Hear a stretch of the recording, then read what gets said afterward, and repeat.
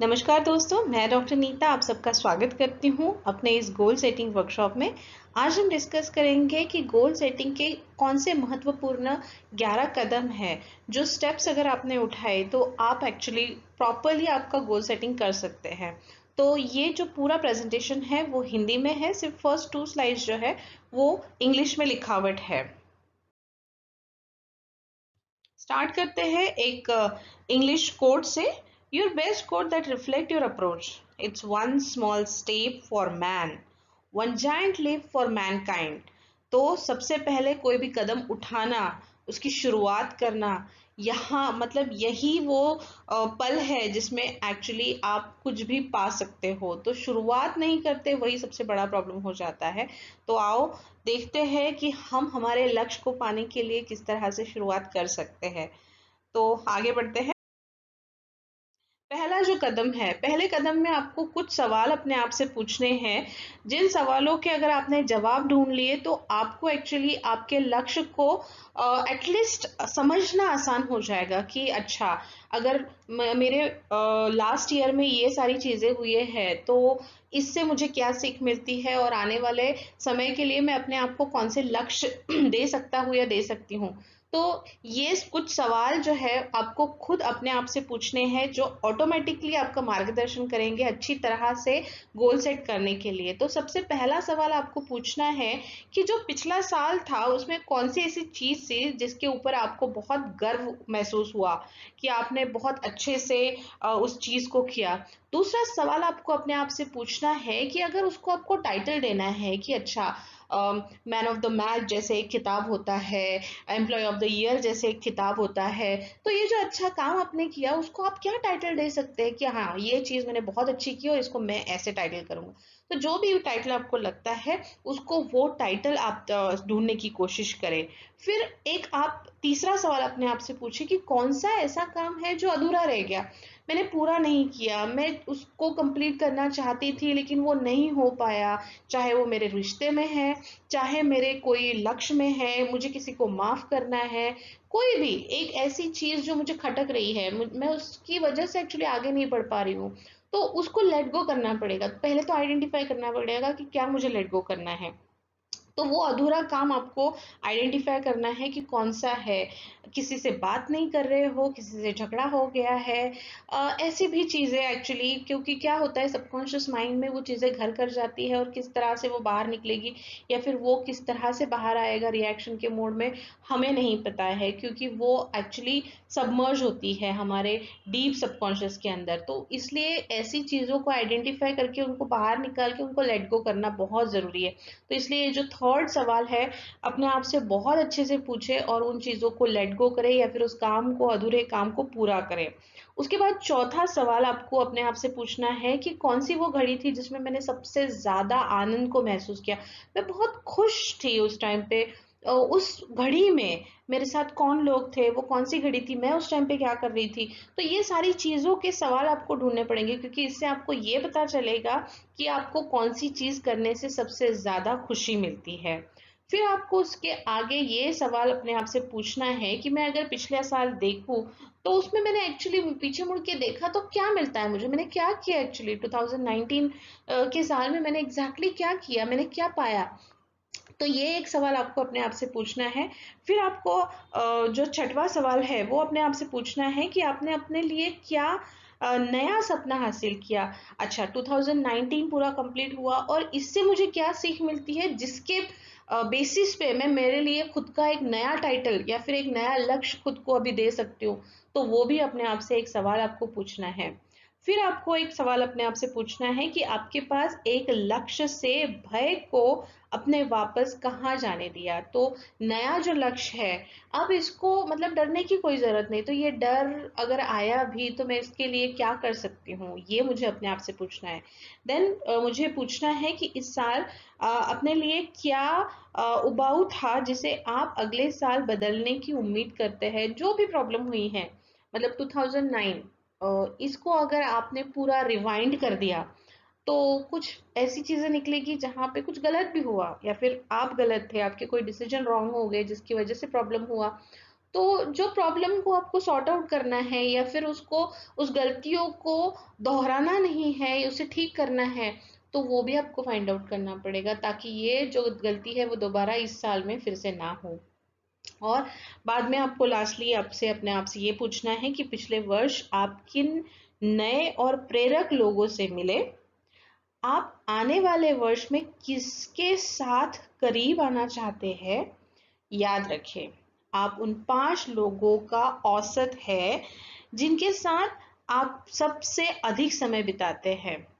सोचे, सुने, देखे, ये सारी चीजें करें, लेकिन उन लोगों को याद करने की कोशिश करें। तो आपको टॉप 5 लोगों को आइडेंटिफाई करना है जिन्होंने आपको सबसे ज्यादा हेल्प की, जिनको आपने सबसे ज्यादा सुना, जिनको आपने सबसे ज्यादा माना, देखा, और उनकी सूची बनानी है। आपको एक लिस्ट बनानी है कि हाँ, इन लोगों ने मुझे बहुत ज्यादा हेल्प की। तो आपको इस तरह से वो लोग जो आपको हेल्प करते हैं, क्योंकि यही नेटवर्क है जो आपका एक बहुत स्ट्रॉन्ग रिसोर्स हो सकता है। जैसे आप लोग मार्केटिंग में है, एमएलएम करते हैं, तो आपके जो जॉब है उसमें सबसे ज्यादा लोगों को एक्चुअली नेटवर्क बनाना, मतलब बेचना तो कोई भी कर सकता है, कोई भी सेल्समैन कर सकता है, लेकिन नेटवर्किंग एक ऐसी चीज है जहाँ पे आपको लोगों से रिश्ते जोड़ने पड़ते हैं, उनका विश्वास जीतना पड़ता है। और ये सारी चीजें एक्चुअली इमोशनल अंडरस्टैंडिंग से ही बहुत अच्छे से हो सकती है। तो आपको लोगों के साथ रैपो बिल्ड करना आना चाहिए। रैपो एक दिन में नहीं बिल्ड होता है। रैपो बिल्ड करने के लिए आपको उनके टच में रहना पड़ेगा, आपको अंडरस्टैंड करना पड़ेगा, लोगों को थोड़ा समय देना पड़ेगा। तो रिश्तों को मजबूत रखने के लिए आपको वो एक स्ट्रॉन्ग बॉन्डिंग लोगों के बीच में लाना पड़ेगा, तब जाके लोग आप पे भरोसा करेंगे। एक पर्सन कभी एक पर्सन नहीं होता है। आजकल तो लोगों के, मतलब सिंपल सिंपल लोगों के मोबाइल में भी 1,000 लोगों के कॉन्टेक्ट्स होते हैं। तो एक पर्सन एक्चुअली पूरा 1,000 लोगों का नेटवर्क है। तो ऐसे नहीं है कि आपको किसी ने एक लीड दिया, 2 लीड दिया, एक पर्सन आपको कंटिन्यूअसली पूरे साल भी बिजनेस दे सकता है। तो आपको लोगों के साथ रिश्ते बनाने पड़ेंगे और उन रिश्तों को निभाना पड़ेगा, और वो आपको आइडेंटिफाई करना पड़ेगा कि वो कौन से टॉप लोग हैं जो मुझे सबसे ज्यादा मेहनत कर सकते हैं या फिर कर रहे हैं। क्योंकि एक्चुअली हम जनरली क्या करते हैं, नए बिजनेस पे हमेशा फोकस करते हैं, लेकिन एक्चुअल बिजनेस हमें हमारे एग्जिस्टिंग कस्टमर से ही आ सकता है। बहुत सारी बड़ी कंपनियां कस्टमर सर्विस पे ही काम करती है, क्योंकि एग्जिस्टिंग जो कस्टमर है उनसे ही मैक्सिमम अमाउंट ऑफ बिजनेस आता है। जैसे फॉर एग्जांपल मेरा बिजनेस है, तो मेरा जो टीचर्स ट्रेनिंग का मेन बिजनेस है, जिसमें एक्चुअली मुझे अगर मैं नए डेटाबेस पे काम करती हूँ तो 100 में से मेरे पास 10-15 ही स्टूडेंट आएंगे, लेकिन मुझे जो एक्चुअल अमाउंट ऑफ स्टूडेंट्स मिलते हैं वो मेरे जो स्टूडेंट्स होते हैं वो उनको रेफर करते हैं, और वर्ड ऑफ माउथ से ही मेरे पास एडमिशन्स होते हैं।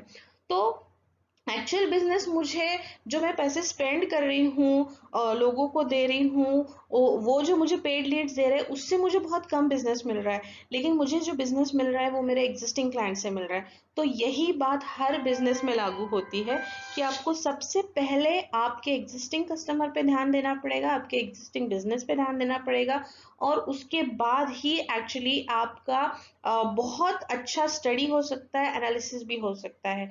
तो ये जो पहला शीट है आपको बहुत अच्छे से ध्यान पूर्वक करना है कंप्लीट। ये सारे सवालों के आपको जवाब लिखने हैं, और उसके बाद सेकंड दूसरे कदम पे बढ़ना है। हर इसके बाद एक कोट मैंने डाला हुआ है। तो जैसे ये जो कोट है वो बोलते हैं, टोनी रॉबिन जी, लोग आलसी नहीं होते, बस उनके लक्ष्य कमजोर है। यानी ऐसे लक्ष्य जो उन्हें प्रेरित नहीं करते। यानी कि हम खुद को आलसी कहते हैं, बट एक्चुअली हमारे जो गोल है उसमें अगर उतना दम नहीं है कि वो हमें एक्चुअली वो एंथुसियाज्म, वो एनर्जी प्रोवाइड करे, तो फिर एक्चुअली हम और लेजी हो जाएंगे। दूसरा चरण क्या कहता है, अपने जीवन के मुख्य क्षेत्रों को सूचीबद्ध करें जहां आप परिणाम प्राप्त करना चाहते हैं। उदाहरणों में शामिल है कि स्वास्थ्य, निरंतर सीखना, दूसरों की मदद करना, विवाह, व्यवसाय। जितना अधिक रचनात्मक आप अपने नामकरण के साथ प्राप्त कर सकते हैं, उतना ही अधिक आप प्रतिबद्ध होंगे। आज से अधिक की सूची, मतलब इसमें आपको क्या करना है, वो कौन से क्षेत्र है जहाँ पे मुझे काम करने की ज़रूरत है तो मैक्सिमम 8 करें, उससे ज़्यादा ना करें, क्योंकि वो फिर बहुत ज़्यादा मेसअप हो जाएगा और फिर वो वेग हो जाएगा।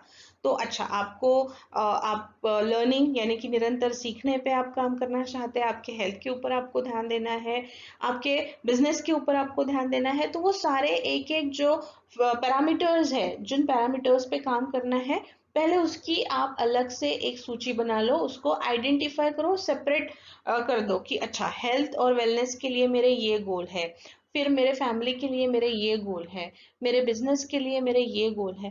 तो इस हिसाब से आपको सेकंड स्टेप में जो है वो डिवीजन करना है प्रॉपरली। अगर यह लगने लगे कि लक्ष्य हासिल नहीं होगा तो लक्ष्य को नहीं बल्कि अपने प्रयासों को बदले। कभी कभी स्टेज आती है लाइफ में कि बहुत ज्यादा हम कोशिश कर रहे हैं लेकिन रिजल्ट नहीं आ रहे, तो जो हम बार बार करेंगे उससे अगर रिजल्ट नहीं आया तो वही करके थोड़ी रिजल्ट मिलेंगे। हमें कुछ तो दूसरा करना पड़ेगा, हमारी स्ट्रेटजीज को चेंज करना पड़ेगा, the way we are dealing with people वो हमें चेंज करना पड़ेगा। तो ये जो चीज है जहाँ पे अगर हमें हमारे लक्ष्य प्राप्त नहीं हो रहे हैं, तो बहुत सारे लोग क्या कर देते हैं, लक्ष्य को ही चेंज कर देते हैं। बॉस के साथ नहीं जम रहा है, जॉब छोड़ दिया, कंपनी छोड़ दी। बीवी के साथ नहीं जम रहा है, डिवोर्स दे दिया। फैमिली के साथ नहीं जम रहा है, न्यूक्लियर फैमिली में चले गए। एक्चुअली वो सॉल्यूशन नहीं है। उससे मतलब आपका कितना कितनी बार करेंगे आप, कितने जॉब चेंज कर सकते हैं आप, कितनी बीवी चेंज कर सकते, नहीं हो सकता, एक्चुअली ये पॉसिबल नहीं है। तो आपको लक्ष्य को नहीं चेंज करना है, आप किस तरह से प्रयास कर रहे हो लक्ष्य को पाने के लिए, उस प्रयासों को आपको चेंज करना पड़ेगा। आगे बढ़ तीसरे कदम की ओर। तो इसमें आपको क्या करना है, इससे पहले कि हम अपने विशाल लक्ष्यों के बारे में सोचना शुरू करें, सुधार या बदलाव के सामान्य विषयों के साथ शुरुआत करना अच्छा है। हम उन्हें आदतों या संकल्पों के रूप में देखते हैं। ये इस अर्थ में लक्ष्यों से भिन्न है कि लक्ष्य वे चीजें हैं जिन्हें आप अंततः अपनी सूची में पूरा करते हैं।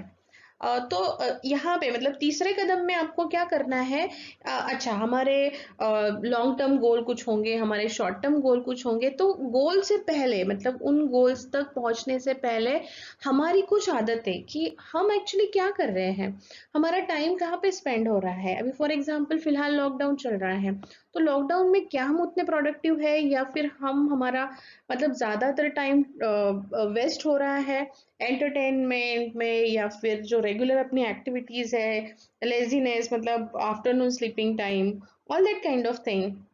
Otherwise browsing more on internet मतलब व्हाट्सएप पे या सोशल मीडिया पे ज्यादा टाइम जा रहा है क्या।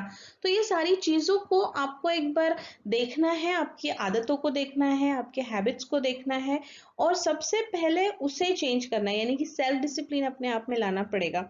और ये लक्ष्य एक्चुअली लक्ष्य से अलग है, लेकिन सबसे पहले इसके ऊपर काम करना पड़ेगा, तभी जाके एक्चुअली वो स्पेसिफाई हो जाएगा या फिर क्लैरिटी आएगी कि मेरे एक्चुअल लक्ष्य ये है और एक्चुअली मैं ये कर रही हूँ। तो तीसरा कदम जो है वो हैबिट्स के ऊपर काम करने के लिए है, आइडेंटिफाई करना है उसे, और उसे निकालने के लिए हम क्या क्या कर सकते हैं, कौन सी अच्छी चीजें डाल सकते हैं। तो टाइम मैनेजमेंट करना पड़ेगा आपको। टाइम मैनेजमेंट में आपको ये प्रॉपरली सारी चीजों को सेट करना कि आज मैं क्या कर रही हूँ, मतलब टाइम वेस्टर्स, टाइम स्टीलर्स। अपना टाइम मैनेजमेंट का जो कोर्स है वो मैं सबको सजेस्ट करूंगी कि अगर आप वो करते हैं तो पहले 2-3 दिन में हम वही आइडेंटिफाई करते हैं कि मेरे टॉप मोस्ट टाइम स्टीलर्स क्या है, टाइम वेस्टर्स क्या है, कहाँ पे मेरा एग्जैक्टली टाइम जा रहा है, फिर मुझे मेरे टाइम को यूटिलाइज करना है तो मैंने किस तरह से काम करना चाहिए, क्वाड्रेंट कौन से है, 4 मेजर क्वाड्रेंट, फिर उसके थेरीज क्या है, वो सारी चीजें टाइम मैनेजमेंट में आएगी। तो यहाँ पे बस उसका मैं थोड़ा सा आपको ओवरव्यू दे सकती हूँ इस गोल सेटिंग के वर्कशॉप में। तो आगे बढ़ते हैं चौथे कदम की तरफ। अगर आप जो कर रहे हैं वो आपको आपके लक्ष्य के करीब नहीं ले जा रहा है, तो आपको आपके लक्ष्य से दूर ले जा रहा है। तो ऑफ कोर्स जो कर रहे हैं वो लक्ष्य के करीब नहीं लेके जा रहा है, मतलब आप और उसको डिले कर रहे हो ना, मतलब वो नहीं मिल रहा है आपको। तो आपको क्या करना पड़ेगा, आपको उसको पाने के लिए रोज कुछ ना कुछ करना पड़ेगा, तो जाके आप फास्टर उसके पास जा सकते हो, यानी कि लक्ष्य को पा सकते हो। तो बढ़ते हैं चौथे चरण की तरफ। ध्यान के प्रत्येक क्षेत्र के एक कोर लक्ष्य बनाएं। एक लक्ष्य, एक समय सीमा के साथ एक सपना, मतलब एक चीज पे आपका फोकस होना चाहिए। आपका फोकस 2 4 5 चीजों पे नहीं होना चाहिए। अगर समझो एनवलप है, उस पे कोई एड्रेस नहीं है, वो एनवलप कहाँ जाएगा? ऑफ कोर्स कहीं नहीं जा सकता, उस पे एड्रेस ही नहीं है। एक जहाज है, उस पे रडार नहीं है, कहाँ जाएगा? रडार ही तो दिशा दिखाता है। तो एनवलप विदाउट एड्रेस, जहाज विदाउट रडार, जैसे नोवेयर मतलब कहीं नहीं जा सकता, वैसे ही अगर आपका फोकस एक जगह पे नहीं है तो एक्चुअली आपको रिजल्ट नहीं मिलेंगे। तो सबसे पहले आपको वो फोकस, वो लक्ष्य मेरा क्या है, वो एक लक्ष्य कौन सा है जो मुझे सोने नहीं देता है, जो मुझे मोटिवेट करता है, उस चीज को आइडेंटिफाई करना पड़ेगा, उसके ऊपर फोकस देना पड़ेगा जब तक कि वो आप पा नहीं लेते। अब बड़ा सोचने का समय है, मतलब चौथे चरण में हम बड़े वाला जो हमारा लाइफ का लक्ष्य है, सबसे बड़ा गोल, उसके तरफ देख रहे हैं। इन लक्ष्यों को बड़े पैमाने पर नहीं होना चाहिए, लेकिन यह निश्चित रूप से इसे और अधिक मजेदार बनाता है। उन्हें सिर्फ आपके लिए सार्थक होना है। हर एक श्रेणी के लिए कुछ चुनना आवश्यक नहीं है, लेकिन हम आपको ऐसा करने के लिए प्रोत्साहित करते हैं, या आप अपने जीवन के कुछ हिस्सों को त्यागने का जोखिम उठाते हैं, तो संतुलन कुंजी है। तो इसको मतलब आपको एक इस पे अगर फोकस रखना है तो कुछ चीजों पे जहां पे आपका ध्यान डाइवर्ट हो रहा है उसके ऊपर थोड़ा सा आपको कंट्रोल पाना पड़ेगा, ताकि आप आपका जो एक लक्ष्य है उसको पाने के लिए पूरी एनर्जी, पूरी ताकत, पूरे रिसोर्सेस उस पे कंसंट्रेट करें, ताकि आप उसे, उस पर्टिकुलर चीज को पा सके। जिनमें अकेले चलने का हौसला होता है, उनके पीछे एक दिन काफिला होता है। आगे बढ़ते हैं 5वीं कदम की तरफ। परिभाषित करें कि आप वास्तव में क्या चाहते हैं। आपको डिफाइन करना पड़ेगा, एक्चुअली मुझे क्या चाहिए, वो आइडेंटिफाई करना पड़ेगा। केवल वे जो बहुत दूर जाने का जोखिम लेंगे, संभवतः यह पता लग सकता है कि कोई कितना दूर जा सकता है, मतलब जिसे एक्चुअली उम्मीद है, वो चाहते हैं कि मैं रिस्क उठाकर भी वहां पे पहुंच जाऊंगा, वही दूर जा सकते हैं ना। जो सोचते ही नहीं, जिनकी सोच ही वहां तक पहुंचती नहीं है, तो वो तो वहां पे जा ही नहीं सकते। सबसे पहले सोच को बड़ा करना पड़ेगा, सोच को आपको लेवरेज करना पड़ेगा, तब जाके आप खुद भी वहां पे पहुंच सकते हो। तो यह कहना पर्याप्त नहीं है कि मैं स्वस्थ होना चाहता हूँ, मतलब आपको ये जो स्टेटमेंट है कि मुझे अच्छी हेल्थ चाहिए, ये वेग स्टेटमेंट है। आपको एग्जैक्टली उसको डिफाइन करना पड़ेगा। एग्जैक्टली आपको क्या चाहिए? अच्छा हेल्थ मतलब क्या? डिसीज नहीं चाहिए, ओवरवेट नहीं चाहिए, आपको छोटे मोटे कुछ पेन या कुछ प्रॉब्लम होती है वो नहीं चाहिए, स्ट्रेस नहीं चाहिए। एग्जैक्टली क्या मतलब अच्छी हेल्थ का आपका डेफिनेशन क्या है, वो आपको प्रॉपरली डिफाइन करना पड़ेगा और उसको आपको लिखना पड़ेगा। अच्छा आप ये नहीं चाहते तो क्या चाहते हैं, आपकी उसकी परिभाषा क्या है, उसे स्पेसिफिकली आइडेंटिफाई करके अच्छे से लिखना पड़ेगा। जैसे इसके पहले भी मैंने एग्जांपल दिया होगा कि बैड स्टेटमेंट, यानी कि मुझे अमीर बनना है। अरे अमीर बनना है तो आपकी डेफिनेशन क्या है, आप किस चीज को अमीर कहते हैं? ऑफकोर्स जिनके पास कुछ भी पैसा नहीं है उनके लिए तो 1000 रुपए भी अमीर हो गए ना वो। तो आपको, आपकी डेफिनेशन क्या है? क्या आपको 1000 करोड़ चाहिए, क्या आपको 100 करोड़ चाहिए, 1 करोड़ चाहिए, या 1 लाख से भी आप अपने आप को अमीर समझ सकते हो? तो आपको डिफाइन करना पड़ेगा, उसको पूरा स्टेटमेंट देना पड़ेगा कि by this particular date I want this much money in my bank and through this things whatever I am doing. तो ऐसे करके पूरा वो जो स्टेटमेंट है कि कौन से वर्ष में कितना पैसा आपके बैंक में होगा तो आप अपने आप को अमीर मानेंगे, तो ये पूरी डेफिनेशन, वो परिभाषा उसको देनी पड़ेगी। उसको कहते हैं 5वां चरण, जहां पे हम उसको प्रॉपरली डिफाइन करते हैं एंड उसको राइट फॉर्मेट में लिखते हैं। अपने लक्ष्यों को ऊंचा सेट करें और जब तक आप वहां नहीं पहुंचते तब तक रुकने का नाम भी ना लें। आगे बढ़ते हैं। कदम 6, उत्तोलन प्राप्त करें, यानी कि लेवरेज करना है आपको, उसको और बढ़ावा देना है। तो एक सम्मोहक और भावनात्मक कारण खोजें। एक्चुअली क्या होता है ना, हमारा जो सबकॉन्शियस माइंड होता है उसको पहले तो व्हाय उसका बहुत क्लियर होना चाहिए, उसको पता होना चाहिए कि मुझे ये चाहिए तो क्यों चाहिए। तो आपको एक अच्छा सा इमोशनल रीजन देना पड़ेगा। अब इमोशनल क्यों? क्योंकि ये जो सबकॉन्शियस माइंड है ना, सारी जो इमोशनल फीलिंग्स वाली चीजें होती है वो राइट ब्रेन के अंडर, मतलब लेफ्ट ब्रेन काफी लॉजिकल है अपना, जो राइट ब्रेन है उसमें ये भावनात्मक चीजें सारी होती है। और एक्चुअली हमारी जो पूरी लाइफ है वो इमोशंस फीलिंग्स ही गवर्न करती है। इसलिए सबकॉन्शियस को वो इमोशनल वाली ही आपको रीजन देने पड़ेंगे। आप एक्चुअली जो डिसीजन लाइफ में लेते हो ना, वो सारे के सारे डिसीजन एक्चुअली इमोशनल डिसीजन होते हैं। इसलिए आज हर कंपनी इमोशनल मार्केटिंग में आ रही है। आप देखो हर कंपनी, जो बड़ी कंपनीज है, वो अपने प्रोडक्ट की कोई ऐड नहीं करता है, कोई अच्छी सी इमोशनल स्टोरी बताता है, बहुत इमोशनल स्टोरी जिसमें बहुत ज्यादा इमोशंस है, फीलिंग्स है, वही सब कुछ आज आप टीवी पे देख रहे हो। हर एड आपको इमोशनल ब्लैकमेल कर रहे हैं। एक्चुअली वो उनकी एड में इस तरह से हमें इन्वॉल्व करते हैं कि हम मजबूर हो जाते हैं उनके लिए बहुत अच्छा सोचने के लिए एंड वो प्रोडक्ट खरीदने के लिए। वो एज अ सब्लिमिनल मैसेज करके हमारे सबकॉन्शियस में जाता है और हम अपने आप डिसीजन लेते हैं। एक्चुअली हम वो डिसीजन जो है वो लॉजिकली नहीं लेते हैं, जहाँ पे इमोशनल मार्केटिंग होता है। तो इसलिए आपको भी अगर कोई लक्ष्य पाना है तो आपके सबकॉन्शियस को आपको वो इमोशनल रीजन देना पड़ेगा कि अच्छा मुझे चाहिए, क्यों चाहिए भाई, क्या रीजन है। कुछ तो रीजन होगा ना जिसकी वजह से मुझे चाहिए, उसकी वजह से मुझे क्या मिलेगा तो मुझे वो करना है। तो वो लक्ष्य अगर मुझे उसके ऊपर काम करना है तो मेरा वो वाला रीजन बहुत ज्यादा क्लियर होना चाहिए कि आपको कुछ तो उसको रीजन देना ही पड़ेगा, और वो ठोस रीजन होना चाहिए जिसके लिए आप वो चीज करना चाहो। तो छठवें कदम में यही चीज आपको दी हुई है। आगे बढ़ते,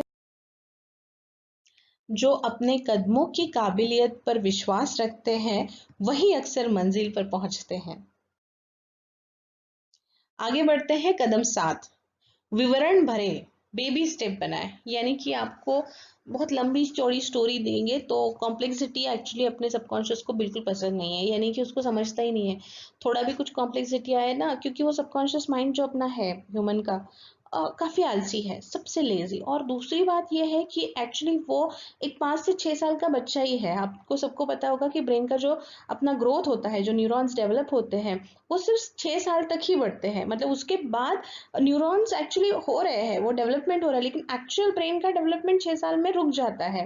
ब्रेन डेवलप नहीं होता, नए नए उसमें न्यूरल पाथ्स आते हैं, न्यूरॉन पुराने पाथ खत्म होके नए पाथ स्टार्ट हो जाते हैं। मतलब जो डेवलपमेंट होती है वो इंटरनल होती है, लेकिन जो एक्चुअल ग्रोथ है, जैसे हमारे ऑर्गन्स बढ़ते हैं, हम इतने छोटे से थे अब इतने बड़े हो गए हैं, यानी कि बॉडी एंड ऑल जो भी ग्रोथ हो रही है वो फिजिकल ग्रोथ है, लेकिन जो ब्रेन की ग्रोथ है वो 6 साल तक की थी। तो अपना जो सबकॉन्शियस माइंड है वो एक 6 साल का छोटा बच्चा ही होता है। इसलिए कहते हैं दिल तो बच्चा है जी, क्योंकि वो उसको बच्चे की तरह ही आपको हैंडल करना पड़ता है।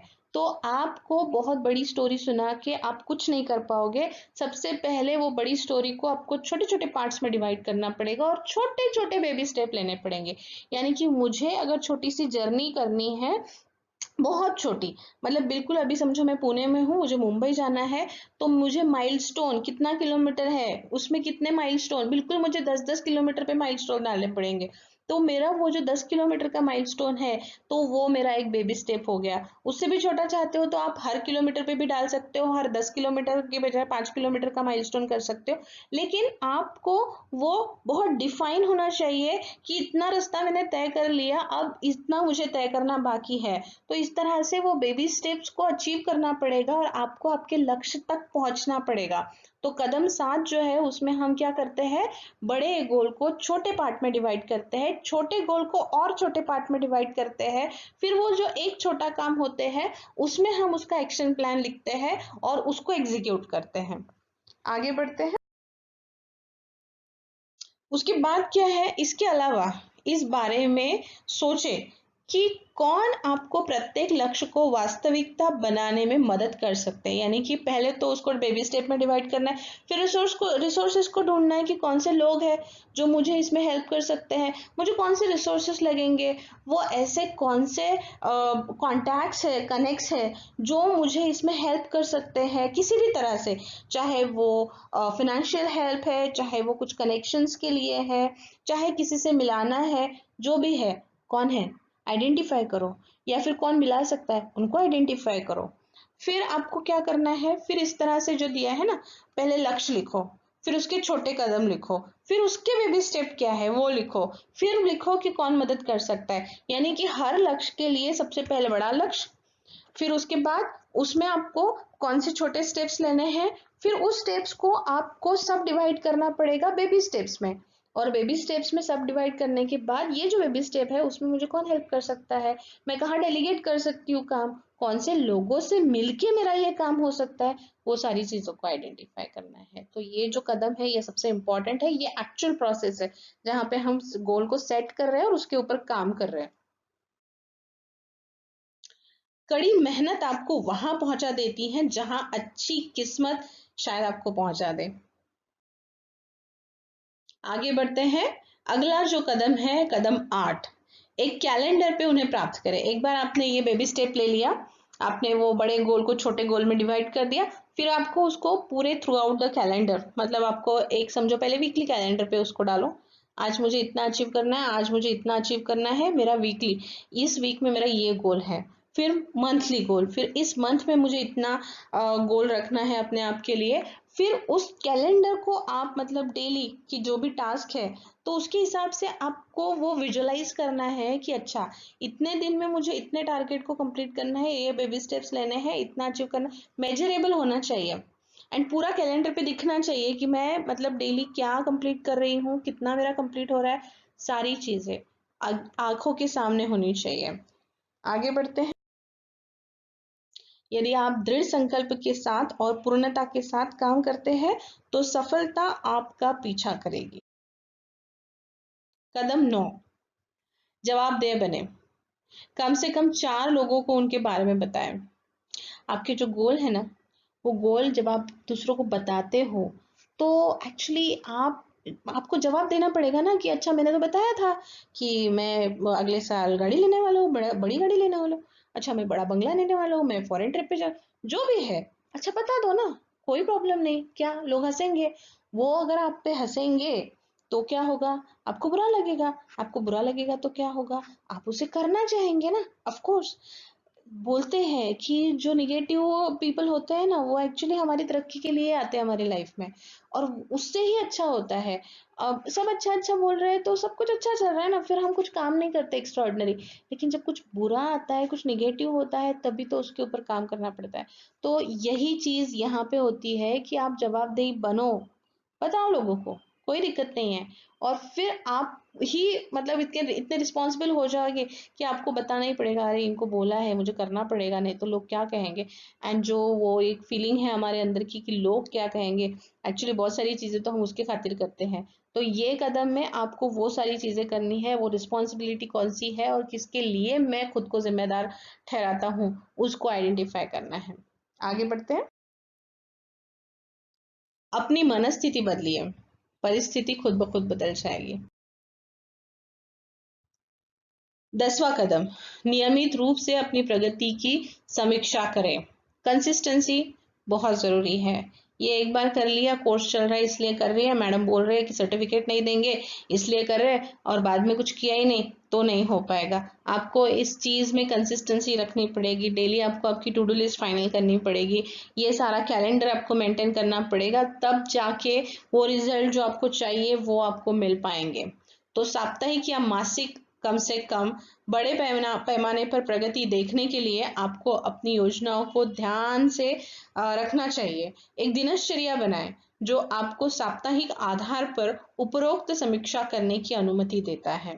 तो उसको किस तरह से करना है, पहला दिया हुआ है, जब आप अपने लक्ष्यों की नियमित आधार पर समीक्षा करेंगे तो वो उसका लिखे कि पहले सप्ताह का कौन सा दिन है, कौन से समय पे मुझे वो ये काम करना है, क्या कंप्लीट करना है, कब स्टार्ट करना है, कब कंप्लीट होगा, वो सब आपको डिटेलिंग में लिखना है। फिर दूसरा पॉइंट है, यह सुनिश्चित करने के लिए कि आप जवाबदेह बने रहे और प्रगति करें, एक साप्ताहिक योजना प्रक्रिया अपनाएं। अच्छा, इस हफ्ते में मुझे इतना अचीव करना है, तो वो खुद को टारगेट दे दो आप। और आपको एक्चुअली आपके एम्प्लॉयज को भी बताना है कि ये टारगेट है और ये हमें कंप्लीट करना है, ये हमें अचीव करना है। अचीव नहीं किया तो आप रिस्पॉन्सिबल हो उसके लिए और उसकी जिम्मेदारी उठाओ कि मैंने ये अपने आप को दिया था, ये नहीं हुआ तो क्यों नहीं हुआ। मतलब आपने उसको बहुत बड़ा तो नहीं सेट कर दिया था, और अगर मतलब थोड़ा सा भी उसके आसपास भी नहीं हो तो आपको फिर आगे जाके समझना पड़ेगा कि इतना नहीं हो पाएगा, मुझे ऑफकोर्स उसको कम करना पड़ेगा। तो जो भी है, आप वीकली एक रखो टारगेट, उसके हिसाब से फिर आपका जो आगे वाला मतलब पूरे मंथ का जो टारगेट है एटलीस्ट वो तो भी आपका कंप्लीट हो सकता है। आगे बढ़ते हैं। व्यक्ति जो चाहे बन सकता है यदि विश्वास के साथ इच्छित वस्तु पर लगातार चिंतन करे। आखिरी कदम जो है, हाथी कदम, मतलब सबसे बड़ा कदम जो है, अब कुछ करो। नो मैटर हाउ स्मॉल, कितना भी छोटा क्यों ना हो, बिल्कुल छोटा सा, एक ईमेल भेजना है, एक एसएमएस भेजना है, एक छोटा सा कॉल करना है, लेकिन करो। जब तक एक्शन नहीं लोगे तब तक वो काम नहीं होने वाला है, स्टार्ट ही नहीं होने वाला है। तो आपका सबसे इम्पोर्टेंट जो स्टेप है उसकी तरफ स्टेप लेना, यानी कि एक्शन में उस चीज को लाना। बहुत सारे लोग प्लानिंग तो बहुत कर लेते हैं, बहुत ज़्यादा प्लानिंग, मतलब पेजेस के पेजेस प्लानिंग होता है, लेकिन जब इम्प्लीमेंटेशन की बात आती है तो एक्चुअली कदम ही नहीं बढ़ाते। प्रोक्रेस्टिनेशन, हाँ करेंगे करेंगे कल करेंगे, हाँ बाकी सब रेडी है बस करना है, लेकिन कब करना है। तो वो जो शुरुआत है वो सबसे बड़ा स्टेप है, छोटा है लेकिन करो, उसको शुरुआत करो। कोई भी चीज छोटी या बड़ी नहीं होती है, लेकिन उस छोटी चीज को भी अगर आप इग्नोर करते रहे तो फिर वो कभी नहीं होगा। तो यहाँ पे आपके गोल को अभी मतलब एग्जिस्टेंस में लाने की शुरुआत हो गई है और आप एक्शन में आ रहे हो। तो ये जो 11 स्टेप्स है, आपको अगर अपने गोल, अपने लक्ष्य को पाना है, तो अगर 11 स्टेप्स आप फॉलो करोगे तो एक्चुअली आपको वो पाना बहुत आसान हो सकता है। ये बिल्कुल रिसर्च बेस्ड टेक्निक है। ये अगर एक पर्सन के लिए काम करती है तो ये सबके लिए काम करती है, क्योंकि इसके पीछे बहुत ज़्यादा रिसर्च है और बहुत सारे लोगों को इसने रिजल्ट दिए हुए हैं। तो अगर आपको भी लाइफ में तरक्की करना है, इन आसान स्टेप्स को फॉलो करो, एज इट इज फॉलो करो, कोई बहुत ज़्यादा दिमाग डालने की ज़रूरत नहीं है। जैसा बोला है अपने आप से सवाल पूछो, उनके जवाब पाने की कोशिश करो, वो कैलेंडर में फिल करो, बेबी स्टेप्स लो और अपना काम चालू कर दो। देखो रिजल्ट्स आएंगे, बिल्कुल आएंगे। और अगर नहीं आ रहे तो कहीं ना कहीं स्ट्रैटेजी को चेंज करना पड़ेगा, जो प्रयास जिस वे से हम कर रहे हैं उसको चेंज करना पड़ेगा। लक्ष्यों को चेंज करके, लोगों को चेंज करके चीजें नहीं बदलती, रिजल्ट चेंज करना है, वे को चेंज करना पड़ेगा, स्ट्रैटेजी को चेंज करना पड़ेगा, उसको अंडरस्टैंड करना पड़ेगा। तो आगे देखते हैं और कुछ है। हाँ, इसी मतलब जो 11वां कदम है उसमें ही आगे दिया हुआ है, अ, अपने सपने बने, बस कड़ी मेहनत जोड़े अपने सपनों के साथ। एक अच्छी मेहनत अगर आप जोड़ दोगे तो बहुत सारी चीजें आसान हो जाएगी। लास्ट का पैराग्राफ पढ़ती हूँ। हमारे पास बहुत अधिक शक्ति है जिससे हम अक्सर खुद को श्रेय देते हैं। हमें बस इतना करना चाहिए कि यह पूरी तरह से पर्याप्त है, वह हिस्सा आपके ऊपर है। तो अपनी अंदरूनी शक्ति को हमें जानना पड़ेगा, उन पावर्स को हमें थोड़ा सा रिवाइटलाइज करके उसको यूज करना पड़ेगा और अपने आप पे भरोसा रखना पड़ेगा। एक उम्मीद रखनी पड़ेगी कि हाँ मैं पा सकती हूँ, कर सकती हूँ, वो सारी चीजें पॉसिबल हो सकती है। तो अपने आप पे भरोसा सबसे पहले करो, एंड फिर आइडेंटिफाई करो कि मुझे क्या चाहिए और फिर उसके लिए जो भी कदम उठाने हैं वो सारे कदम उठाओ। आपके हाथ में प्रयास करना है, रिजल्ट पाना नहीं पाना वो बात की बात है, लेकिन अगर आप प्रयास ही नहीं करोगे तो फिर तो वो रिजल्ट कभी मिलेंगे ही नहीं। तो इस तरह से हमारे 11 स्टेप्स गोल सेटिंग के हमें कंप्लीट कर। कामयाब लोग अपने फैसले से दुनिया बदल देते हैं और नाकामयाब लोग दुनिया के डर से अपने फैसले बदल देते हैं। तो हमें ये सोचना है कि हम कौन से लोगों में आते हैं, हम फैसला चेंज करने वाले लोग हैं या फिर हम दुनिया को बदल देने वाले लोग हैं। तो इस तरह से ये प्रेजेंटेशन हमारा खत्म होता है। का धन्यवाद।